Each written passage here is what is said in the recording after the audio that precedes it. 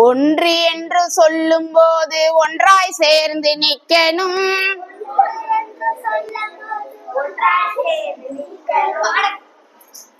ரெண்டு என்று சொல்லும் போது ரெண்டு கையை தட்டணும்.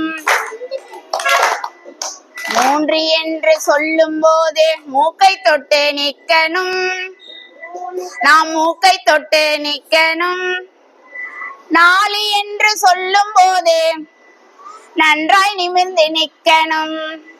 நாம் நன்றாய் நிமிர்ந்து நிக்கணும். ஐந்து என்று சொல்லும் போது ஐந்து விரலை காட்டணும். நாம் ஐந்து விரலை காட்டணும். ஆறு என்று சொல்லும் போது ஆடி கொஞ்சம் பார்க்கணும். நாம் ஆடி கொஞ்சம் பார்க்கணும்.